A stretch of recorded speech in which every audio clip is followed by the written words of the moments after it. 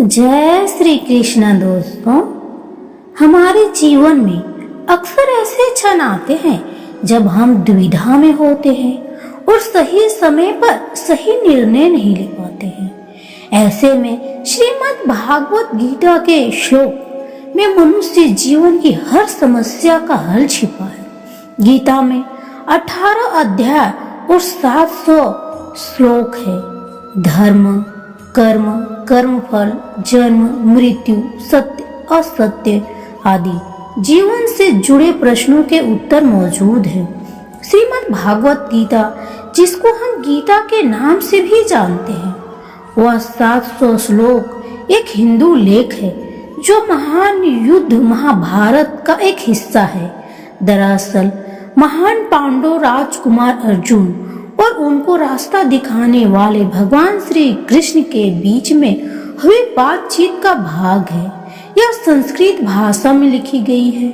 महान लेखक व्यास जी के द्वारा ऐसा कहा जाता है कि भगवान गीता में हमारी जिंदगी से जुड़े सारे सवालों के जवाब हमें मिल जाते हैं। अगर आपको अपनी जिंदगी में कोई दुख हो या कोई परेशानी हो, या आप किसी ऐसे रास्ते में फंस गए हैं जिसके 2 मार्ग हैं और आपको समझ में नहीं आ रहा है आपको कौन सा रास्ता चुनना चाहिए, तो आप भागवत गीता पढ़ लीजिए। आपको सारी परेशानियों के जवाब मिल जाएंगे। भागवत गीता का उपदेश सुनते ही या पढ़ते ही आपकी सारी परेशानियां एकदम से हल हो जाएगी और आप बहुत शांत महसूस करेंगे। कहते हैं गीता को पढ़ लेने से आपके सारे जन्मों के पाप इसी जन्म में खत्म हो जाते हैं।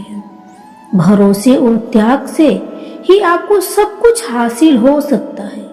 गीता में श्री कृष्ण ने अर्जुन को यह बात बताया कि वह भगवान विष्णु के अवतार हैं।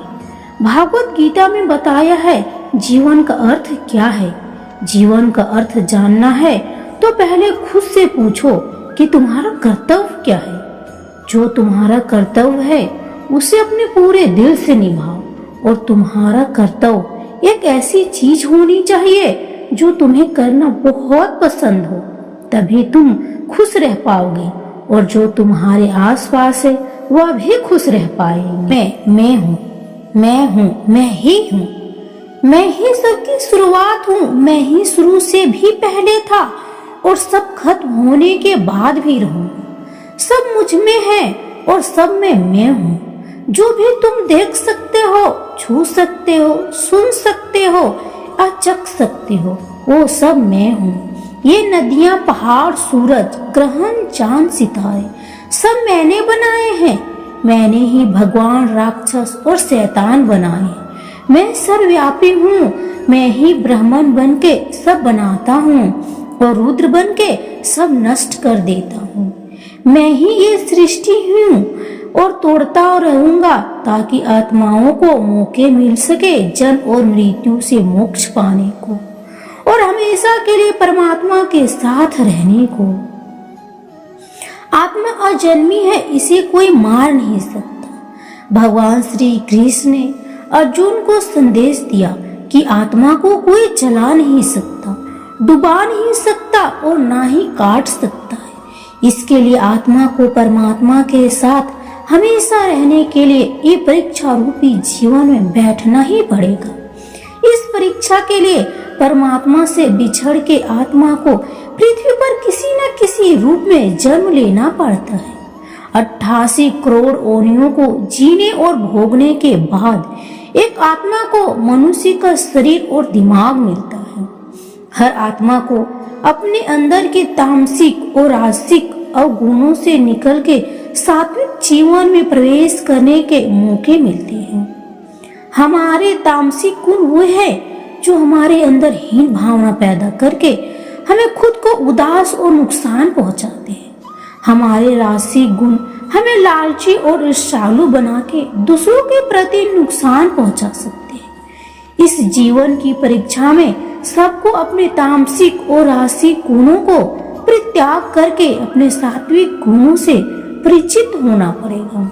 सात्विक गुण वो है जो आत्मा को अपने आसपास की हर चीज से जोड़े और उनसे प्यार करना सिखाए। धर्म वही है जो धारण किया हुआ है, जिससे आपका दिल मानता है। जैसे झूठ नहीं बोलना, चोरी नहीं करनी, भगवान का निरादर नहीं करना, दूसरों को नुकसान नहीं देना। हर आत्मा को अपने जीवन काल में हर समय धर्म का पालन करना होगा और धर्म की रक्षा करनी होगी। हर मनुष्य के अंदर काम, क्रोध, लोभ, मोह, अहंकार और ईर्ष्या जैसी भावनाएं हमें अपने और दूसरों के प्रति नुकसान पहुंचा सकती है। इन भावनाओं को मनुष्य को हमेशा अपने नियंत्रण में रखना होगा, क्योंकि इनके बहवाव में किया गया कोई भी काम हमारे जीवन भर की परेशानी का कारण बन सकता है। हमारी इच्छाएं ही मूल कारण है हमारा पृथ्वी पर वापस आने का। इस परीक्षा रूपी जीवन में हर मनुष्य हर समय कुछ इच्छाएं रखता है। कुछ इच्छाएं एक ही जन्म काल में पूरी हो जाती है तो कुछ अधूरी रह जाती है, और उनको पूरा करने के लिए आत्मा को फिर से पृथ्वी पर आना पड़ता है। अगर हम कोई भी इच्छा ना रखें तो हम इस जीवन और मृत्यु से मुक्त हो सकते हैं। तुम खाली हाथ आए थे और तुम खाली हाथ ही चले जाओगे। परीक्षा का समय खत्म होते ही आत्मा शरीर और अन्य सब वस्तुओं का त्याग कर देती है। जो भी संसार में रहकर बनाया वह अब किसी और का होगा, और आत्मा अपने कर्मों के फैसले के लिए चली जाती है। अपने अच्छे कर्मों के लिए आत्मा कुछ समय के लिए स्वर्ग और बुरे कर्मों के लिए नरक में चली जाती है। हर जन्म में अपने कई जन्मों के हिसाब से हर आत्मा को कभी अच्छे और कभी बुरे हालातों से जाना पड़ता है, लेकिन जब तक आत्मा परमात्मा के साथ योग नहीं समझ लेती वो मुक्ति नहीं पा सकती। शिक्षा और ज्ञान उसी को मिलता है जिसमें जिज्ञासा होती है। अगर आप किसी का आदर करते हो और विनम्रता से उससे सवाल पूछते हो तो आपको ज्ञान मिलता है। ज्ञान लेने के लिए सबसे जरूरी सवाल पूछना है। जब तक सवाल नहीं पूछोगे तब तक कोई ज्ञान नहीं देगा। किताबों में लिखी और सुनी बातों पर भी तर्क करना जरूरी है। सुख दुख का आना और चले जाना सर्दी गर्मी के आने के समान है। खुशी सबको चाहिए, लेकिन पता किसी को है कि खुशी पानी कैसे है। भागवत गीता में लिखा है कि ना सुख ज्यादा देर तक टिकता है और ना ही दुख, ये मौसम की तरह बदलते रहते हैं। इन्हें सहना सीखना चाहिए। मनुष्य अपने शरीर, दिमाग या दिल से भगवान को पा सकता है। शरीर द्वारा किए गए कर्म के माध्यम से परमात्मा को पाने को कर्म योग कहते हैं। ऐसे कर्म जो परमात्मा की इच्छा से हो और दूसरों के कल्याण के लिए हो। जो हुआ वह अच्छे के लिए हुआ, जो हो रहा है वह भी अच्छे के लिए हो रहा है, और जो होगा वह भी अच्छे के लिए ही होगा। इसलिए आप जिस वजह से उदास है उसे भूल जाइए। अगर आपका जॉब इंटरव्यू अच्छा नहीं गया या फिर आपकी रिलेशनशिप अच्छी नहीं चल रही हो तो ये समझिए ऐसा ही होना लिखा है और ये अच्छे के लिए ही है।